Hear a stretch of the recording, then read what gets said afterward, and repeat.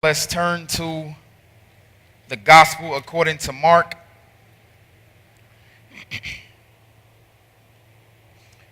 Gospel according to Mark, chapter 4, verse 35. And then after that, we're going to turn to the Gospel according to Matthew, chapter 14, verse 22 to 33. So Mark 4:35 reads, "On the same day when evening had come, he said to them, 'Let us cross over to the other side.' Now when they had left the multitude, they took him along in the boat as he was. And the other little boats were also with him. And a great windstorm arose, and the waves beat into the boat, so it was already filling. But he was in the stern, asleep on a pillow.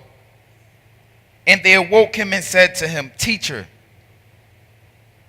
do you not care that we are perishing?' Then he arose and rebuked the wind and said to the sea, 'Peace, be still.' And the wind ceased, and there was a great calm. But he said to them, 'Why are you so fearful?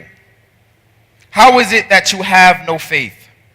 And they feared exceedingly and said to one another, 'Who can this be that even the wind and the sea obey him?'" Matthew 14, verse 22. Immediately Jesus made his disciples go into the boat and go before him to the other side, while he sent the multitude away. And when he had sent the multitude away, he went up on the mountain by himself to pray. Now when evening had come, he was alone there. But the boat was now in the middle of the sea, tossed by the waves, for the wind was contrary. Now in the fourth watch of the night, Jesus went to them walking on the sea. And when the disciples saw him walking on the sea, they were troubled, saying, 'It is a ghost.' And they cried out for fear. But immediately Jesus spoke to them, saying, 'Be of good cheer. It is I. Do not be afraid.' And Peter answered him and said, 'Lord, if it is you, command me to come to you on the water.' So he said, 'Come.' And when Peter had come down on the boat, he walked on the water to go to Jesus.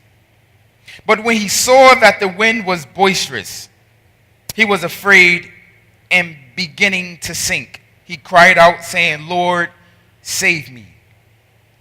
And immediately Jesus stretched out his hand and caught him and said to him, 'O you of little faith, why do you doubt?' And then when they got into the boat, the wind ceased. Then those who were in the boat came and worshipped him, saying, 'Truly you are the Son of God.'" So we have two accounts where the disciples were on a boat and a storm arose. Prior to these disciples going onto a boat into the sea and a storm coming, both accounts Jesus performed miracles, signs, and wonders before this took place. But the first account, it says that after Jesus was done speaking in Mark, it says that he told his disciples to let's go to the other side. He was with his disciples and he told them to go, or to come with me. And it also says that other boats followed. This is in Mark. But in Matthew, Jesus sends his disciples. Not only does he send his disciples onto the sea, but he sends the multitude away. And Jesus is not with them. So the first time Jesus is with them, Some of the multitudes follow. The second time Jesus is not with them, he sends the multitudes away, and the disciples are by themselves. Both times they are on the sea. Both times a storm arises. The first one, it says that when the storm arose, they went to Jesus who was asleep. That's in Mark. In Matthew, when the storm arose, all they did was fear because he wasn't there. But the first occurrence, Jesus is with them. So in essence, he says, come with me or follow me. But in Matthew, where I really want to speak on today, he sends them. So in Matthew, Jesus says, go to the other side. Not follow me or come with me to the other side. He sends them away on the other side. The biggest problem, or one of my biggest pet peeves with church or the church today, or church folks, whatever you want to call it, is that we have no idea of when God is working and when he's not working. We often sometimes place this image on God that everything good is the work of God and everything bad is the work of the enemy. So for everything good that happens in our life, we praise God for it. And for everything bad that happens in our life, we rebuke the enemy for it. And the reason why this is one of my pet peeves and something I get highly upset about is because the devil gets credit for things that he have not even done. So for everything bad that happens in our life, the enemy often or most of the time receives credit for the work that he has not even performed. So when a storm arises in our life, we often sometimes say, the devil, I rebuke you, when oftentimes it's not even the work of the enemy. So we place this image of good and bad, when in essence that's not what it is. It's only one thing, it's sovereignty. Sovereignty controls what's good. Sovereignty controls what's bad. Sovereignty even also controls what the enemy is able to do. We see this happen with Job. We see this happen with Job. That bad things happen in his life, and even though it was the enemy's work, it was God allowing it to be done. So even when bad things happen in our lives and the enemy does it, God allows it to be done. So the enemy does not receive credit for good or bad. God receives credit for anything that happens in our life, whether it's good or bad, or whether the enemy himself shows up and does it. Because God allows it. He allows it. So we have this occurrence where God or Jesus sends the disciples on an assignment. He sends his disciples on an assignment. So he sends his disciples, he tells his disciples to go to the other side. He sends them. Oftentimes we have to understand that when something happens in our life, other people look at us.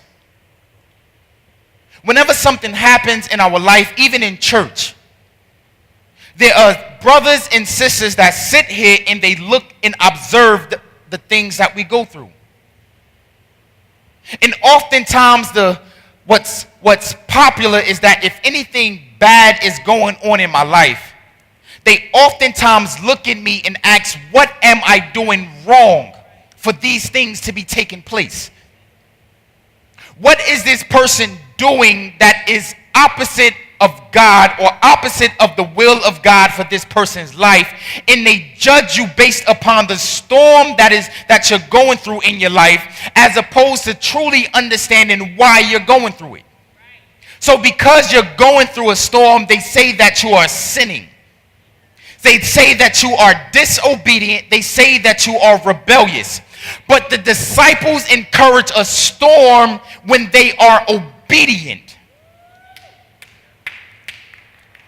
Jesus gives them an assignment to go to the other side, and because they are obedient in their assignment, they face a storm. So when other people look at you and say, why are you going through this? Because you're sinning and that's why you're going through this, you ought to look at them and say, because you are experiencing no problems, that you have no storm in your life, you obviously are not on assignment for the Lord. Because sometimes when you're on assignment, when God sends you on a mission, everything is not peaceful. Because of our obedience at times, we experience a storm.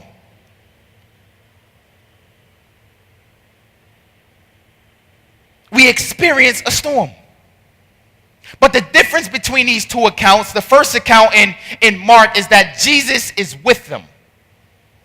The second time in Matthew, Jesus is not with them. Both times they go through a storm. One time they have Jesus, the second time they don't. But both storms happen because of the assignment they chose. Jesus said, let's go, and they followed and they encountered a storm. So the first storm they encounter, because they're not mature enough, Jesus is with them. The second storm that they encounter, Jesus does not need to be with them because he understands that from their first experience, they should be mature enough to encounter this second storm without him. So the reason why you may feel as if you're alone and Jesus is not with you is not because he does not care. It's because he feels as if, because of what you've been through the first time and you were fearful, he understands that now you are mature enough, or you should be mature enough, that I do not need to be with you. So Jesus assesses the maturity of his disciples. We should be mature enough with things that we go through to not handle them the same way that we went through them before.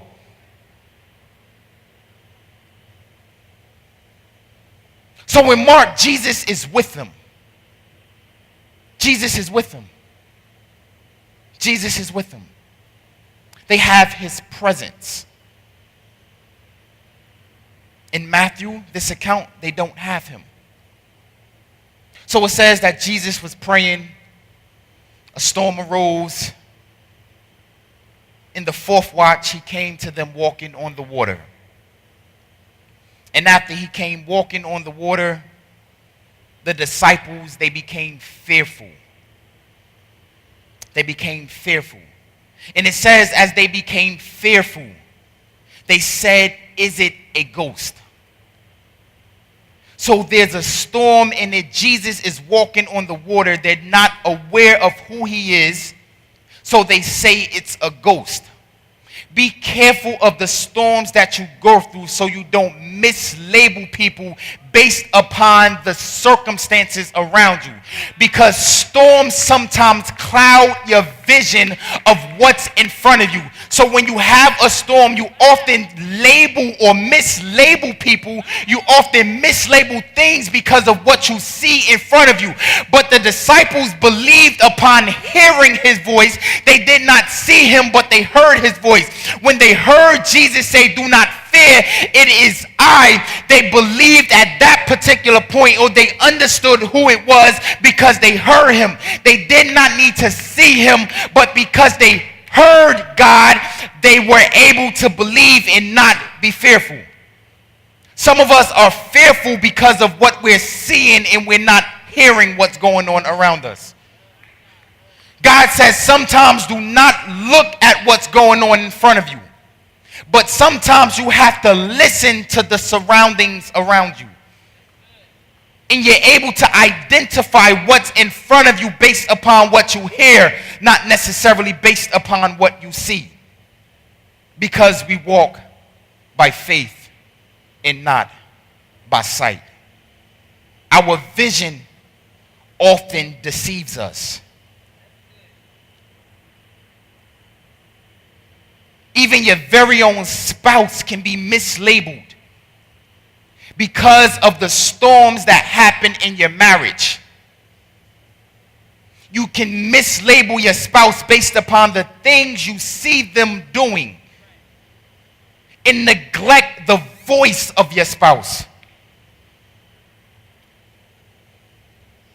So relationships are often mislabeled because of what you see as opposed to what you hear. So even the very presence of God, we can miss it based upon what's going on around us. We can miss his presence. We can often mislabel the presence of God based upon what's going on around us. But he will never deceive us in his talk. Never. We can never be deceived by the voice of God. Never. Never. Even me, myself, I can look the part. I can look it. I can dress the part. There's been plenty of people that said I look like a pastor, even before words came out of my mouth. There are plenty pastors who are labeled as pastors based upon the way they look, but just wait until they open their mouths. There are plenty of people that are dressed well, but just give them an opportunity to speak, and you can truly understand who they really are.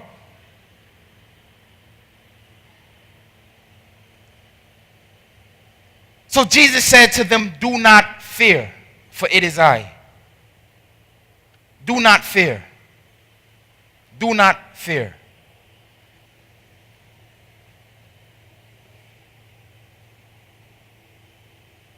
Do not fear.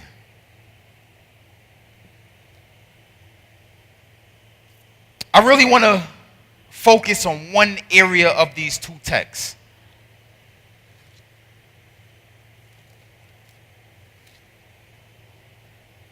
Both are occurrences of storms, but the outcome from each situation is different. The outcome. What happens in the end? What happens in the end? I've given my testimony plenty of times of the relationship between myself and my wife. And of course, we've known each other for, of course, men always get the time frame messed up, but I would say like about 16 something years around there. But we've known each other for a long time. We've dated for a long time. Even when we were younger, we were off and on.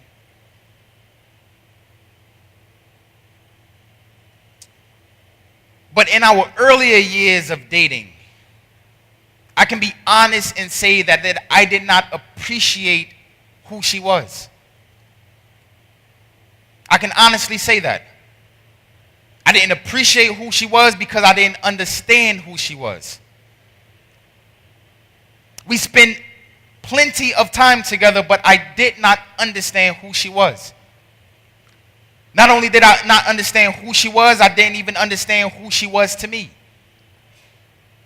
So even though I was with someone and spent plenty of time with them, I did not understand who they were. The same thing happens in Mark with the disciples. They spent time with Jesus. They even called him teacher. When a storm arose, he spoke to the storm and said, "Peace, be still." But the outcome was them questioning who he was. Who is this that the wind obey him? But it wasn't until he withdrew himself from them they understood who he was. What does this have to do with my relationship with Minister Janelle? Because when we were younger, we spent so much time together. But there was a time period where we actually spent apart from one another. And not until that time that we spent apart from one another, I understood the value of her. Not until she left and came back to me, I understood who she was. Because when the disciples are in this storm, it says that they're in the middle of the sea. They don't have Jesus to call upon. They do not have their teacher to call upon. They're in the middle of the storm, in the middle of the sea. And when they're in the middle, they realize that this is the same one that calmed the storm. But he's not with us. But they understand his value when he returns. They understand who he is when he returns. Because then they're able to say at the end of this, they say, truly you are the Son of God. So because they matured in their first experience with God, they were even able to understand that when he's not with us, I truly understand who he is. So sometimes God even withdraw himself from our lives for us to understand who he is. It has nothing to do with whether he loves us or not, but he has to withdraw himself so we can say, truly you are the Son of God. Truly you are my healer. Truly you are my deliverer. Truly you are my Savior. Because when someone is with us all the time, we sometimes disvalue who they are to us. That we take advantage and we truly don't understand the value of them. We take for granted that person in our lives. Even in this very own ministry, sometimes we have the presence of God and sometimes we don't. Let's be honest. God is not with us in every service. He does not show up in every service. But he does that for us to understand his true value. That if he's with us all the time, that if he manifests his presence in this ministry all the time, we will sometimes take for granted who he truly is.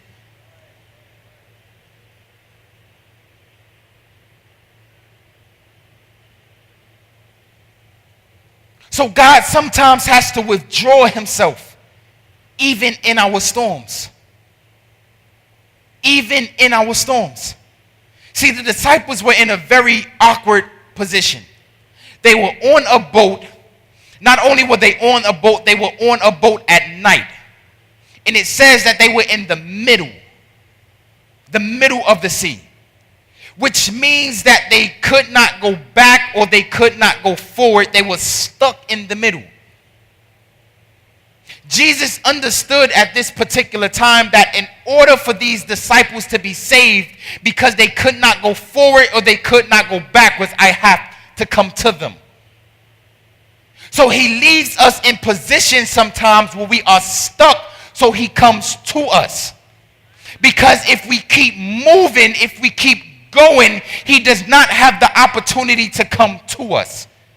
If we are able to keep moving on our own, he does not have the opportunity to come to us.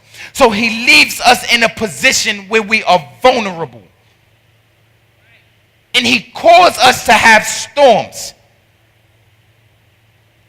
And we are vulnerable, so we have no choice but to sometimes not call upon him as they did in Mark, but just sit in the storm.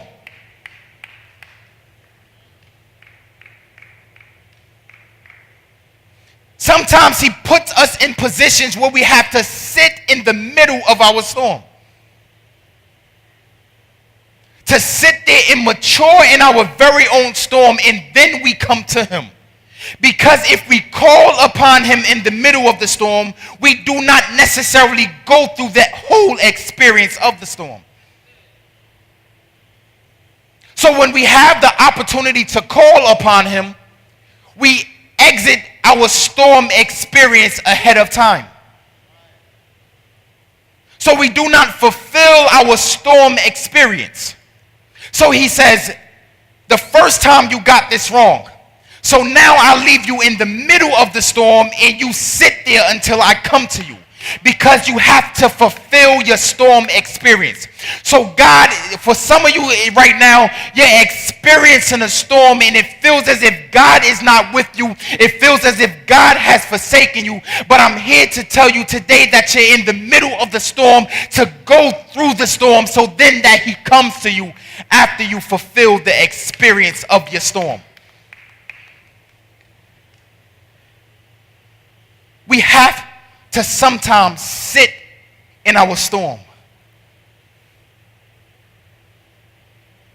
What point or what sense does it make to call on God in the middle of your storm and at the end you don't even believe?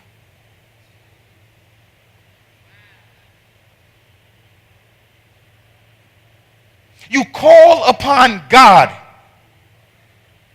in the middle of your storm.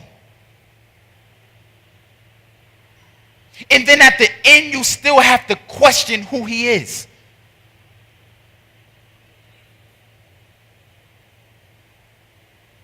What point is there calling upon someone who you know can help you? But then after he helps you, you don't even believe who he is.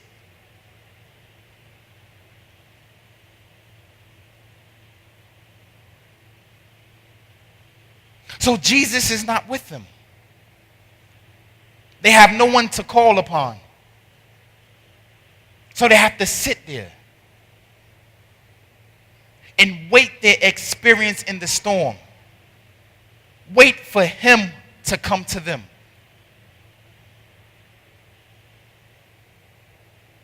Tonight I just came here to tell you that even while you are experiencing your storm, just wait it out.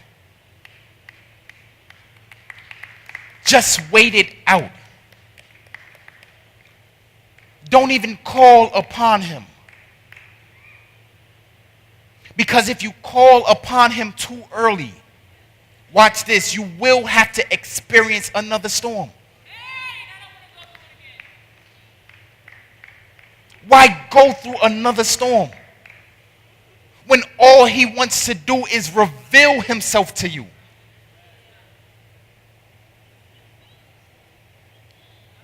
That's all he wants to do. He wants to reveal himself to you. He rebuked his disciples for the little faith that they had. So because they were not able to experience the fullness of their storm, he had to let them go through another one for them to truly understand who he was.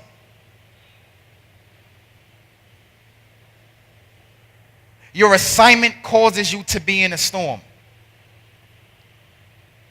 But your storm causes you to understand who God truly is.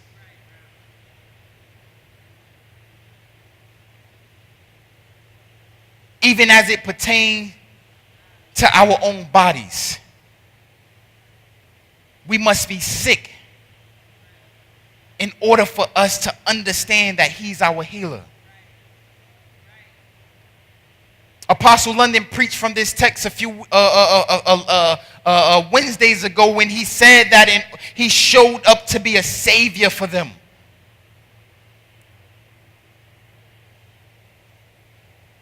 So all that you're experiencing in life, it's only for God to reveal himself to you.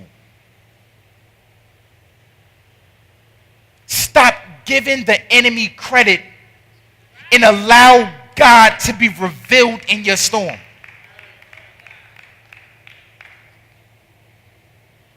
That's all he wants to do, reveal himself. At the end, they said, truly, this is the Son of God. This is the Son of God.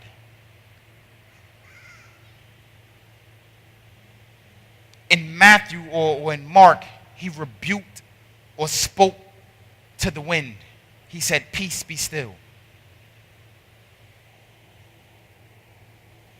But in this text here, It never says that he spoke to the storm.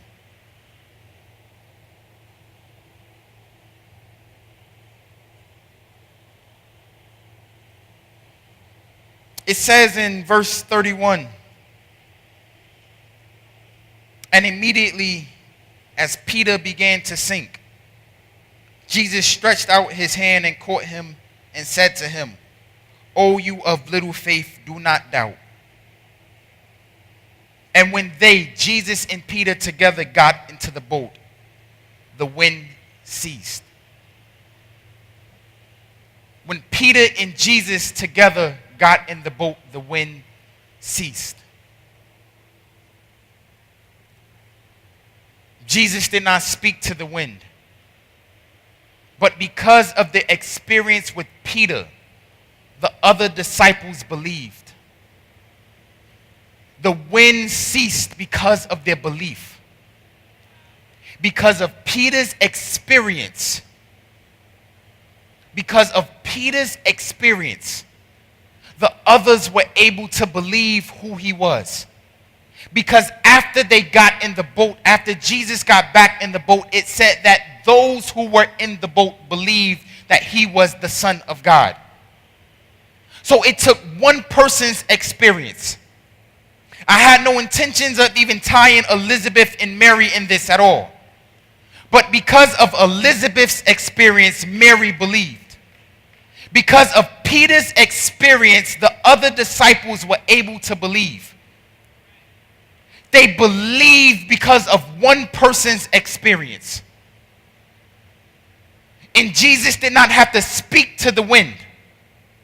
Their faith increased of who he was and what he was able to do because of what they experienced the first time and what they are experiencing now.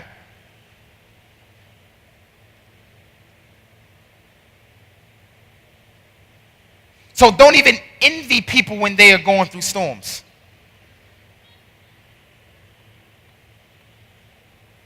Believe because of someone's storm. Because if Jesus took them out of the storm and came and saved them from a storm, the same storm that you are in, he will be able to save you from it as well. And you will then be able to say that you are truly the Son of God.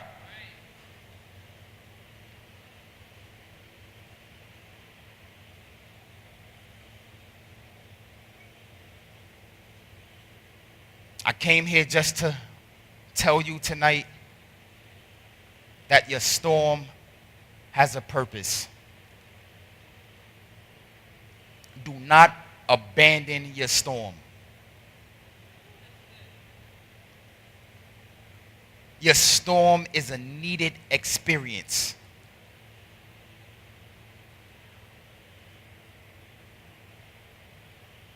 Your storm reveals who God is in your life. Let us be mature enough to walk or sit in our storms. All Jesus required from them in the storm was to believe. He spoke to them about their faith in the storm. Just believe as you have your storm experience. Just believe. Just believe. Just believe.